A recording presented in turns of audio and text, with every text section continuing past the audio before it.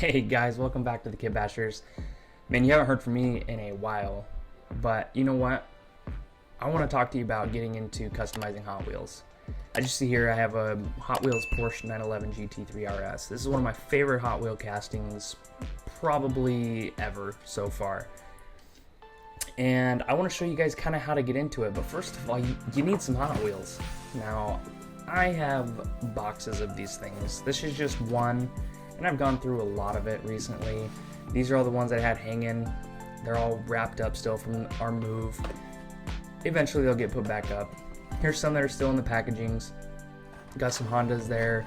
We had a Supra, and then these are just my loose ones that I've opened or I've had for a while. So let's put those away. Now let's kind of get into the tools you might need to get started. This is just a fishing tackle box, and in the top I have a couple things. On one side I have some little snippets of paper, little drill bit and stuff. On the other side I have some tacky and some toothpicks. They come in very useful. Let's open it up and let's take a peek in the inside. So as you can see, I got tons of paint, but let's dig into the bottom first.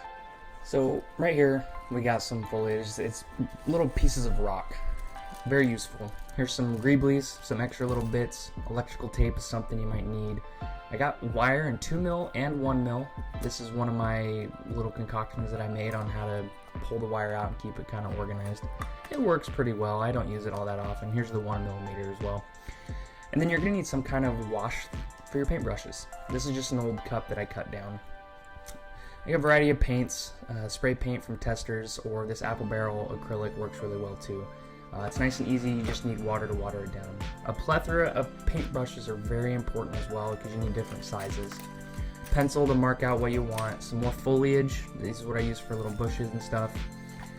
It's funny, these are actually the dividers from my tackle box. Occasionally I'll cut them up and I'll use them on little projects for dioramas. Here are some wheels. I believe these are Chevy wheels that I got in a kit. Pretty useful for doing wheel swaps. Like for example, I put them on this Dodge and they actually look pretty cool. And it adds a unique feel to it. And that's what I like to do with these types of wheel swaps. So it's super nice to have those. Need some kind of paint tray. Super glue is always a need. Some more foliage, solder, lighter, clamp, more foliage.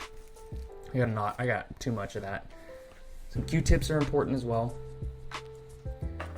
More paint. I got a lot of that. Some side nips. Those are super important, especially if you're doing model builds. Same with this. This is the plastic weld glue. Works really well. And then, oh my goodness, I didn't realize this, but I have so many rubber bands. There's a lot. I didn't even get them all, but I got most of them. A roll of vinyl has been really helpful. I got this at a dollar store. Super cheap, works well. Same with these paintbrushes, super cheap, they work well. Here's some more wheels. These are actually Ford. I've used these on a couple other cars as well, and they work pretty well. Mod Podge. This is it's a need if you're gonna do anything. There's another paintbrush that's super cheap. X-Acto knife. Oh, X-Acto knives. I cannot tell you, they are so important to have. And extra blades. Now this is my favorite glue ever. Mr. Cement Deluxe is phenomenal for polystyrene. Another toothpick.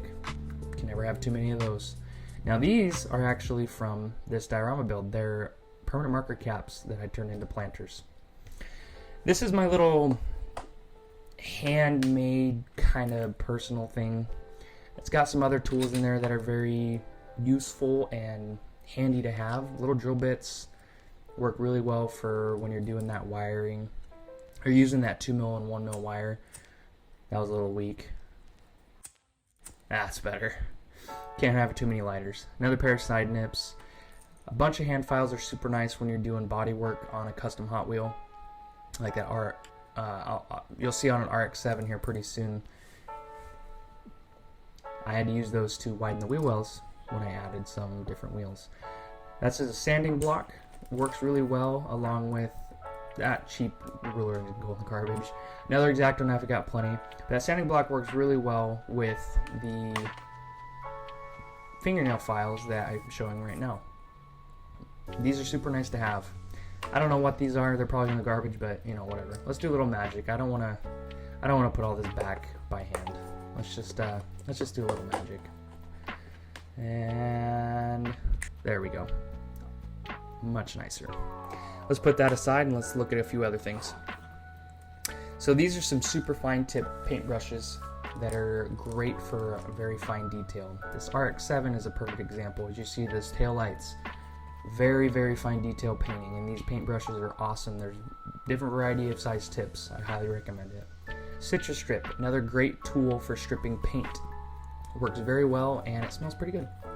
Acetone is another huge thing. Make sure it's 100% acetone. I got this at a grocery store for like $5. This is something you don't have to have. It's kind of nice to have sometimes though. You can do your own custom body kits or whatever you want to do with 3D pen. It works pretty well and it's pretty fun to use. It's a cool little tool to utilize and to have in my arsenal.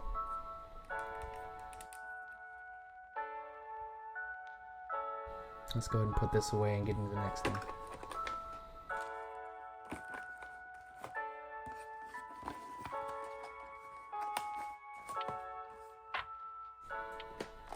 Now these are super important. I enjoy doing wheel swaps because sometimes the wheels on Hot Wheels are not, you know, the best.